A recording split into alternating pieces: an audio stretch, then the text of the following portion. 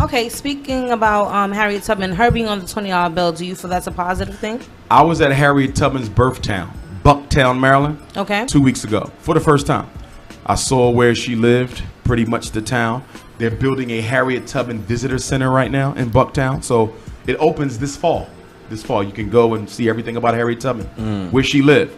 Not New York, where she lived and buried and was buried after the Civil War, but where she ran away from, Bucktown. Illusion of inclusion. Putting Harriet, illusion of inclusion. Black people want to be included, so white people give you illusions. Harriet Tubman is another illusion. We're going to put a Negro on a 20. Look at it. We're going to put an ancestor of yours on money, but we ain't going to give you none of the money to build a reality for yourself. As you put Harriet on the 20, you killing black folks. As you put Harriet on the 20, you mass incarcerating black men. As you put Harriet on the 20, black women have the highest infant mortality rate in the Western world. As you put Harriet on the 20, black kids are being miseducated. So why are you putting Harriet on the 20? Because when a new president come in office, we're going to kill y'all even more than what we doing now. So putting Harriet on the 20 is a propaganda technique to give the illusion that we are accepting black people more, when all we doing is exterminating black people more. It was just like you just said. They're gonna go one day and have pictures of black people. Like, yeah, they used to be here. Look, she's on the 20. She's on the 20. Look, they used to really be here. Classic military science. Classic white supremacy. Before you take, you must give. Are you following me? We're about to take black people's civil rights away, so we have to give them a black president. We're about to exterminate black folks even worse now than we've been doing. So let's give them an ancestor on a $20 bill. You see that? You must cover up the wrong with the right. This is classic racism. That's why we always say when you study black history in America, every time we take one step forward, we take 5 backwards. They give and then they take. How did your upbringing influence your career? Like, it didn't.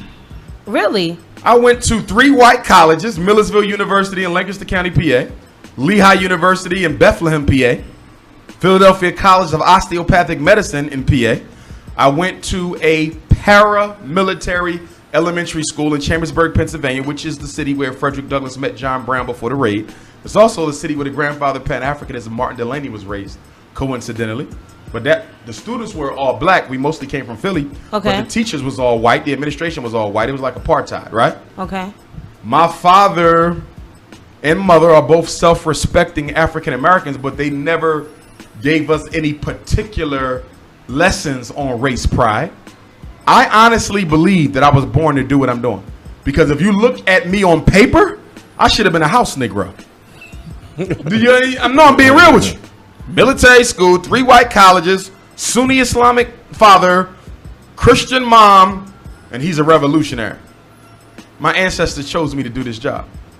That's why I was born on the day Nat Turner led his revolt, August the 21st.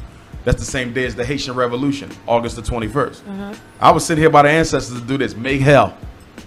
And I ain't gonna stop till I make it.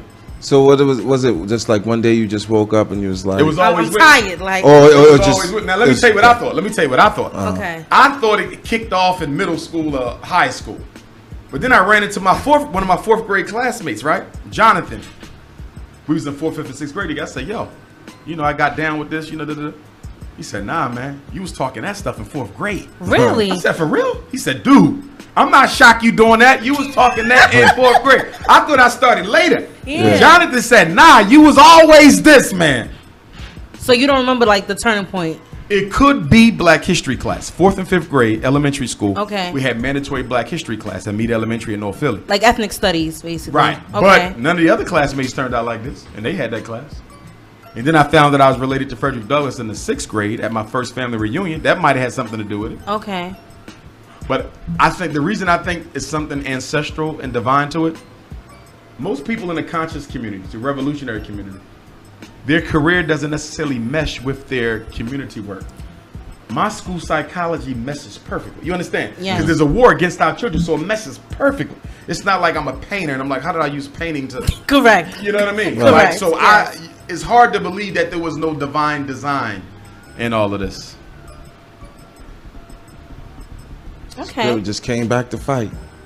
But remember, all of us are an ancestor return. You're an ancestor return. He's an ancestor return. I'm an ancestor return. We come with the mission, the assignment already encoded in our spirit. But we have to reflect within ourselves and find, what am I here for? You understand? Correct. I found mine early enough. You understand? Because some people are in the wrong field. And that's why a lot of people are unhappy with their life. Because that's not your mission. Yeah, you making a lot of money as a doctor, but you was really not supposed to be a doctor. You're supposed to be in a social worker. You understand? So you got to find your mission. And I think we're often blinded by what our true mission is because we let the money and the status outweigh our inner calling. When that intuition tells you, that's God in you. In African spirituality, we believe the Creator put a little piece of herself, himself, and all of us. Correct. That intuition is God. You got to listen to it, but we let money drown it out. We let education drown it out. We let society drown it out. You understand? We let family drown it out. Listen to that voice.